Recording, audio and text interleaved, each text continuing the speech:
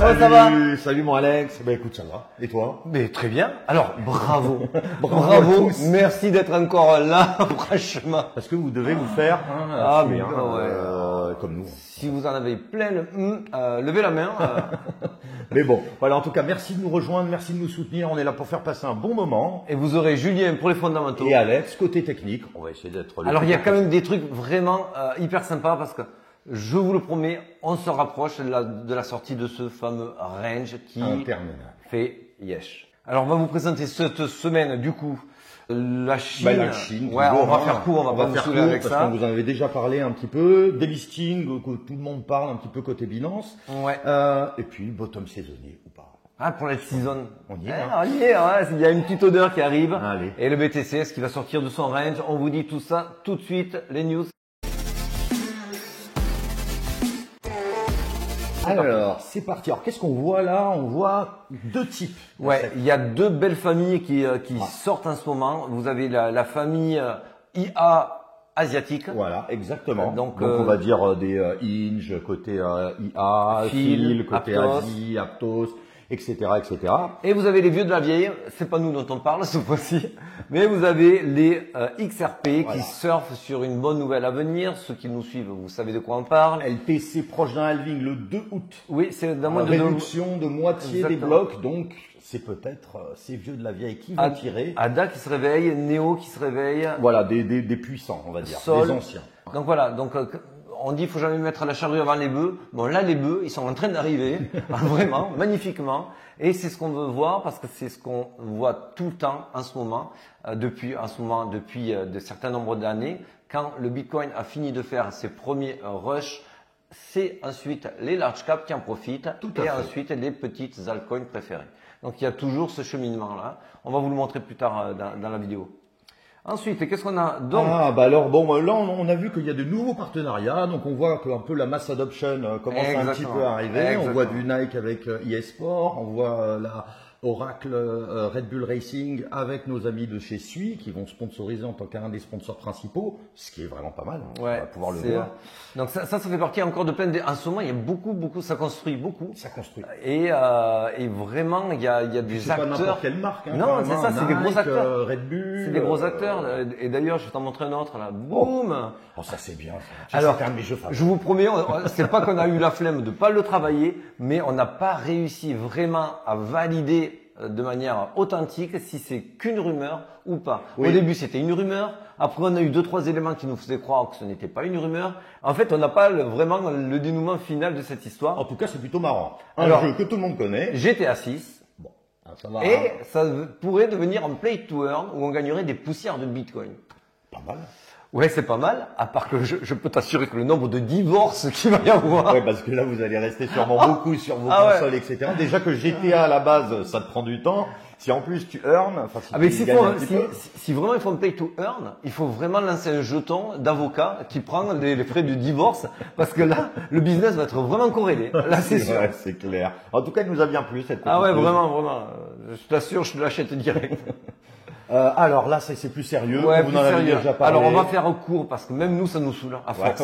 Mais c'est la vérité. La Chine est le premier bénéficiaire de la guerre anti-crypto des USA. Et c'est vrai que Brian Armstrong commence à nous sortir. Alors c'est ni le joueur de trompette, ni celui qui va sur la lune. C'est le patron de Codebase. Voilà. Non, soyons clairs. C'est vrai. Et en fait, donc c'est une étude et en fait, elle est très étayée. Vous la trouverez en résumé sur le journal du coin. Pour résumer, les États-Unis doivent se ressaisir et arrêter de saboter leur secteur crypto. Pourquoi? Parce que tout ce que les USA rejettent, la Chine prendra à bras ouverts. C'est ce qu'on vous dit. Forcément, si personne ne prend de décision, forcément, les autres vont s'accaparer. C'est le fameux flou. D'ailleurs, là, il le dit bien, flou et incertitude réglementaire, notamment au travers de la SEC. C'est cet argent-là qui manque définitivement pour faire pumper dans ces top saisonniers, à savoir les 30-31 000. On attend ça. Voilà. On attend ça avec impatience. Donc, on va pas faire plus long. Vous connaissez l'histoire. Mais on en a une petite belle là. Ça, c'est plutôt pas mal parce que qui est monsieur Lawrence Fink? Fink, c'est pas Finkelkraut. Arrêtez! Je vous demande d'arrêter! Alors, rien à voir avec Finkelkraut. C'est simple, hein. Papa BlackRock, 10 000 milliards sous gestion. là, il y a du boulot. Lui, il peut t'acheter la France, hein, Ouais. quasiment. Oui, Blague, hein. Puis content, hein. Content. Et cash. puis vire tous les idiots, là. Ouais. Il y en a un paquet, on tu prends le gouvernement, déjà. Voilà, on resterait quasi seul entre nous, hein, les gars. Bon, allez, pour être plus sérieux. Non, mais voilà, grosso modo, avec ce rehaussement de la dette, ça fait que, donc, en fin de compte, on va rehausser donc plus de dollars, etc. Et il va être dilué, là, Il en va fait. être dilué, et donc ça serait favorable au Bitcoin. Puisque, comme vous le savez, c'est mécanique. hein. Voilà, et d'ailleurs, on va passer, le dollar index. DXY, exactement. Qu'est-ce qu'on voit? Alors, non, juste pour finir sur la dette, en plus, là, on a vu que jusqu'à 2025, ils l'ont rehaussé, mais de manière illimitée. C'est-à-dire que jusqu'à 2025, c'est open bar. Ah, c'est open bar. Ouais, c'est open bar. Il y a pas eu de open bar Ouais, quasiment. Allez. Ouais, c'est vrai, hein. Bon, on vous l'a dit la dernière fois, c'est vrai que c'est un pays comme nous un petit peu, mais qui vit au-dessus de ses moyens. Et eux, c'est vraiment criant. Donc, est-ce qu'on est en train de la rendre monnaie de singe? En tout cas, aujourd'hui, le dollar index qui avait eu ces dernières semaines un très fort rebond, on l'a vu puisque le Bitcoin a eu du mal et on le voyait descendre sur les 25, mais il a tenu bon.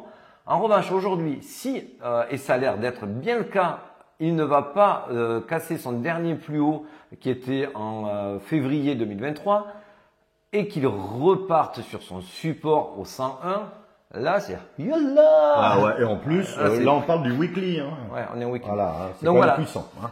On a la patate parce qu'en fait aujourd'hui c'est ce qu'on aimerait voir. Alors attention, Oui, on n'a il n'y a pas de rien de cristal, fait. etc. Mais il y a des éléments, on corrobore plusieurs éléments. Ça nous ferait un joli double top. Voilà, bon, on aimerait ça. On aimerait ça. Autre chose qui était très très sympa. Alors Tether, il devait mourir. Ouais. Le SDT, ça dépègue. Ouais. Il a repris toutes ses baisses. Ouais, et puis là, il est ils vont- en super positif. Là, il doit être au Bermudes en train de boire un Eh cocktail ben non. à notre sens. Et il est en Uruguay Il est en Uruguay. avec du maté. Non, pourquoi on vous en parle? Tout simplement parce que Tether a compris une chose aussi, c'est que pour la mass adoption, les gouvernements vont arrêter de dire que c'est la monnaie des terroristes, ils vont arrêter de dire que c'est le refuge de la mafia et de la drogue. Et il ne leur restera plus qu'un créneau, c'est ce qui se fait actuellement sur plein d'autres secteurs d'activité, à savoir l'écologie. Oui, le Bitcoin n'est pas vert, pas plus que les autres, mais en attendant, ils vont s'y attaquer dessus pour le taxer s'ils sont obligés de l'adopter. Tout à fait. Et ils seront obligés de l'adopter, c'est incontrôlable. Tether est très fort, ils se sont dit, nous on va couper l'herbe sous le pied, on va direct se mettre en place pour faire des grosses usines de minage écolo, vertes, puisqu'ils sont en Uruguay et ils vont prendre que de l'énergie verte pour faire des gros ateliers, des grosses fermes de Ils ont minage. bien bossé, hein, Tether. Hein. Ah, là, ils ont gagné de l'argent. Ouais, et, Ils ont pris un petit peu les devants. On accélère un petit peu. Côté minage, on n'écoute personne. Oreille bouclée. Et franchement, Tether, on les voyait morts il y a quelques mois. Moi, je le voyais vu vraiment. les rebonds qu'ils font, ils font quand même une croissance exponentielle. Ils ont ravalé toute leur Vous tête. pouvez recruter tous ceux qui sortent de chez Tether, c'est des bons, c'est des bons. vrai, c'est vrai.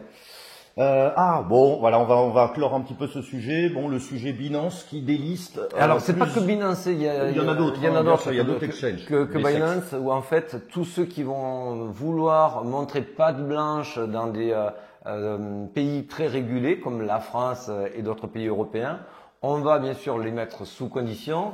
Et là, la condition, c'était tous vos jetons à connotation anonymat privacy, à savoir Monero, Dash, DCR, XVG. Ouais, je vous ai mis la etc. liste. La liste, elle est là. Hein, vous l'avez ici. Donc tout cela sont délistés sous prétexte qu'ils ne veulent pas profiter de cet argument pour dire vous abritez des potentiellement délinquants, mafieux qui achètent des monnaies non Des traçables. vendeurs de fentanyl.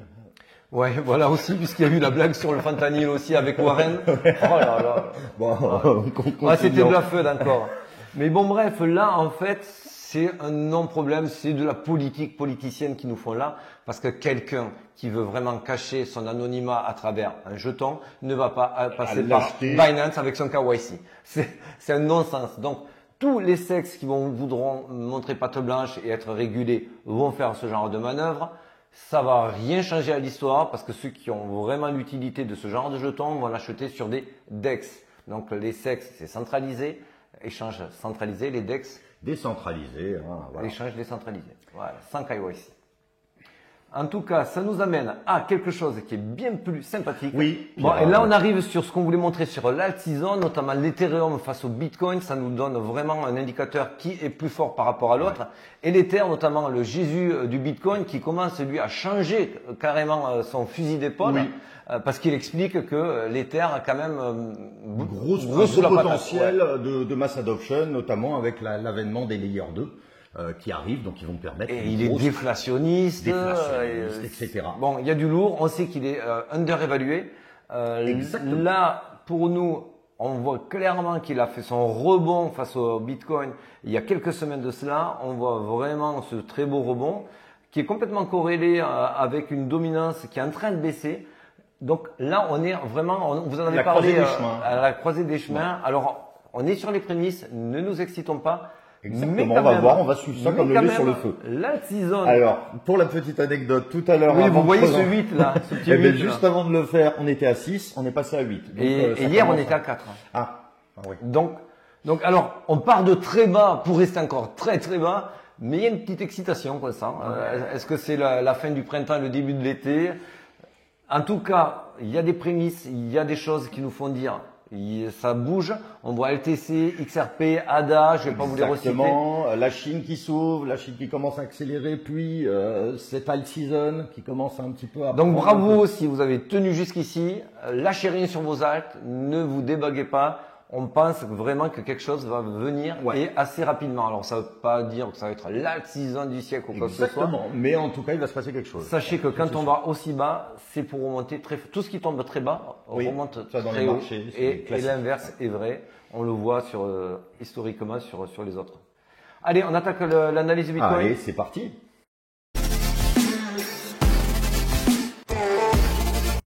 L'analyse de Bitcoin, qu'est-ce qu'on voit peut-être commencer?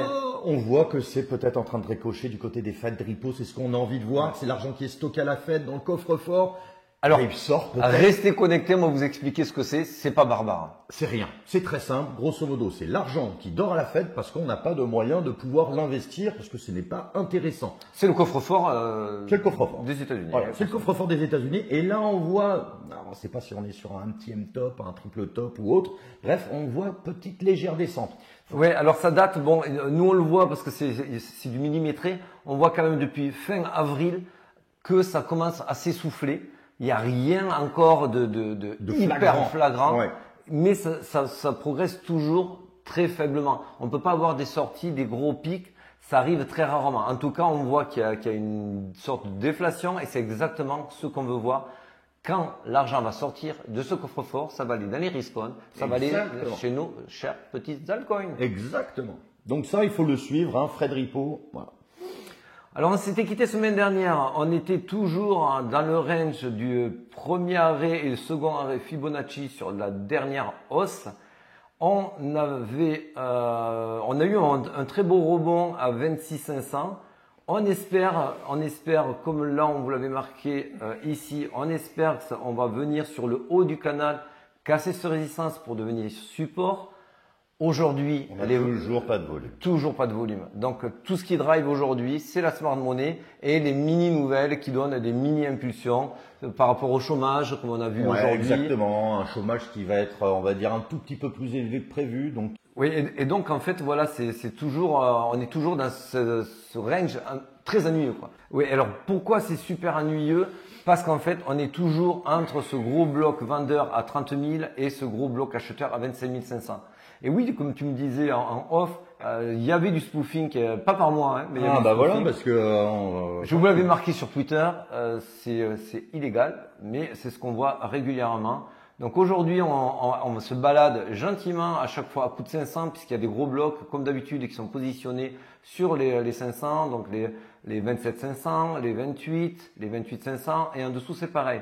Ce qui a été super sympa, c'est que le bloc des 26 500 a été même pas écorché, que ça rebondit fortement dessus, donc ça c'est super bien. Ça veut dire que le Bitcoin, il n'y a pas assez de vendeurs pour casser ce volume-là. C'est très bien, mais crions pas victoire, il se passe rien pour l'instant. Et il n'y a pas de volume. Et c'est vrai que souvent même le broker, donc le broker, ça peut être Binance ou d'autres, joue aussi un petit peu avec les prix. Il faut bien qu'ils gagnent. Alors on se balade là-dedans. Alors par contre, c'est vrai que ici, Si vous le voyez bien, ça c'est les fundings. Les fundings, quand ils baissent et que l'open interest monte, ça veut dire que les gens shortent le marché. Donc effectivement, on a eu un rebond ce matin et on est aux alentours des 27 000. Ces 27 000 là, aujourd'hui, ça fait des accumulations. Donc c'est les seules choses qu'on peut voir si on veut faire vraiment un petit peu de l'intraday, si vous voulez faire un petit peu de scalping. Il y aurait un mouvement qui serait assez sain d'aller ici descendre. D'ailleurs, en montant la vidéo, on y allait d'ailleurs, je ne l'avais même pas vu. Donc descendre sur les 26 800, rebondir pour aller sortir les shorters et les vendeurs qui sont positionnés ici et ici pour venir combler ce trou-là. Mais rien d'extraordinaire, il n'y a pas de volume, on s'ennuie, c'est toujours la même histoire. Donc on va être super vigilant sur deux choses. Qu'est-ce qui va se passer à la mi-juin? Et ça, on va vous en reparler parce que pour l'instant. Oui, voilà. Là, on voit qu'il y a des liquidités à aller chercher, mais c'est pas c'est foufou. au nord, hein. c'est pas foufou. On parle de 3 millions d'euros. Voilà. Bon. C'est pour ça que sur l'analyse technique, moi, je vous propose qu'on s'arrête là. Ah bon. Ouais. Et on va boire un petit verre. Allez. Allez. Bon, bah écoutez, À très vite. bon apéro. Allez. Ciao, ciao. Ciao. Et abonnez-vous, hein. Ah oui, abonnez-vous. Ah oui, c'est vrai. Ah, tu sais que ça, je l'ai dit sur Twitch. J'ai dit, mais vous êtes pas frères parce que on a l'impression que vous entendez vachement. Et on n'est pas frères, mais on s'entend vachement et tout. D'ailleurs, on fait les prises à une fois et tout. Ah ouais, ouais. Non, il y a des fois, je suis obligé de couper parce qu'il me regarde sa petite tête de fouine, je fais comme ça. Et moi, comme un connard, je peux pas m'empêcher de rire, mais ça, je suis obligé de le couper. Là, tu me l'as refait, là. Tu me l'as refait, là. C'est sûr, c'est ça. On va mettre un petit peu un petit best-of. Alors,